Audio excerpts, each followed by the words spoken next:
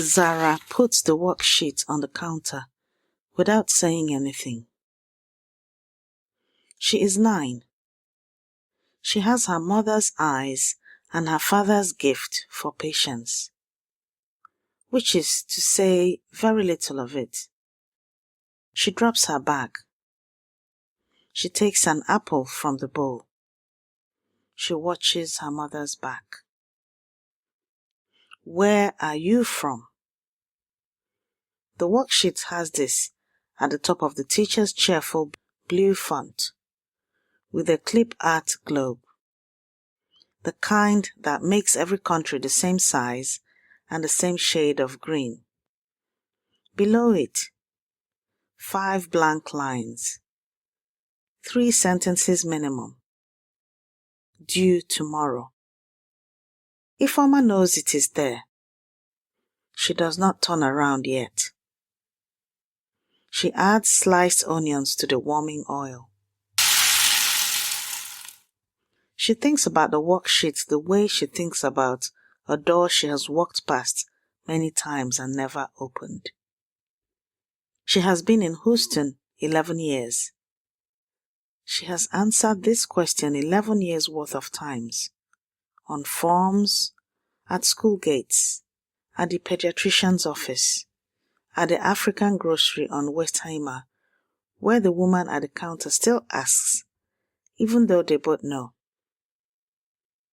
Every time, she feels the question doing something she cannot explain. A small rearrangement of her, like furniture moved 2 inches and no one told her. Where are you from? As if from is the relevant grammar. As if location is the answer. She turns the hub to low. She turns around. She does not pick up a pen. She turns the worksheet over. She writes on the back. 3 words. She hands it to Zara. Kedu, onye? Zara reads it. Looks up. What does it mean? Read it again first. Kedu, onye? Zara's Igbo is not bad. She has the shape of it from Sundays, from phone calls to Enugu, from the specific Igbo her mother uses when she is certain about something. Who owns it? That is the question, if he says. Not where are you from? Who owns it? The name, the story, the language. Answer that first.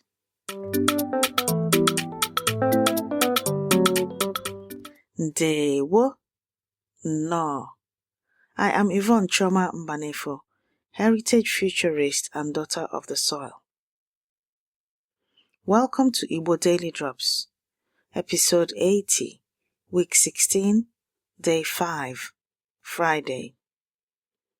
Today, ownership, the 3 sentences that turn from into mine. Here is what Igbo knew before the worksheet existed. Your identity is not a location. It is a claim. Ka anyị bido. Let us begin. Kedu onye nwe ya? Zara says it again. Not reading. Asking. Testing the weight of it. Now answer it. Ọ mụ nwe ya. I own it. Her voice does not wobble. She says it the way you say a fact, not a performance. Ify turns back to the stove. Something is happening in her chest that she is not going to name in front of a 9-year-old. She stirs the onions. They have gone golden. Inwe, to own, to be the custodian of, to be responsible for. In Igbo, ownership is not passive. Inwe is not possession the way a house or a car is possessed. It is living custody, the kind that requires tending. A language you own must be spoken. An identity you own must be answered for. This is why Ifeoma did not explain. She transferred.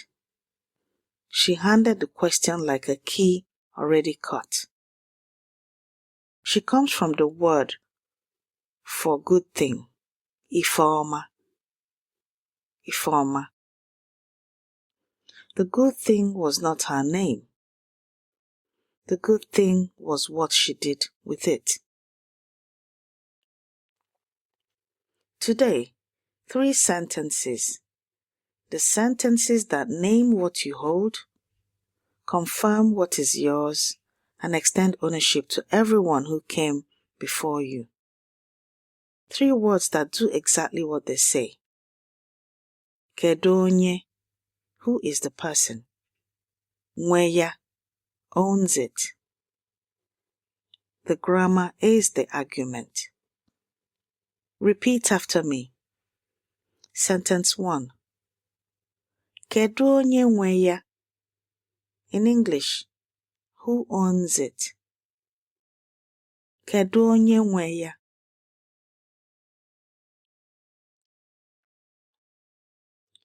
Kedu onye nweya?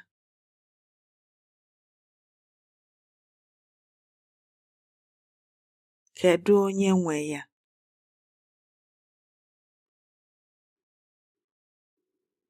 Zara reads it on the back of a worksheet in a hosting kitchen, and the room shifts. Sentence 2. Ọ mụ nwe ya. In English, I own it. Ọ mụ nwe ya. Ọ mụ nwe ya.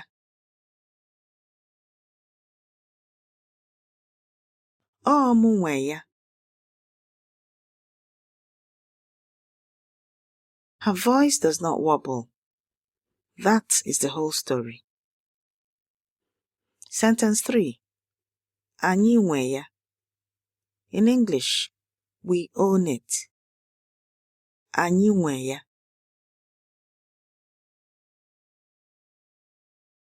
Anyị nwe ya.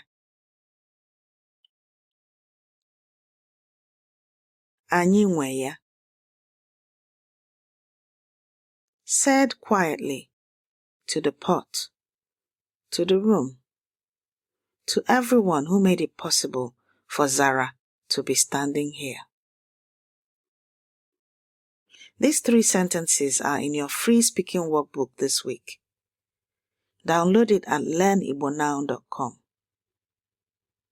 If you are driving right now, just listen. The workbook will be waiting.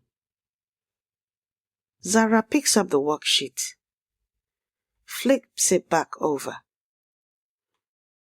looks at the 5 blank lines and the cheerful font and the clip-art globe.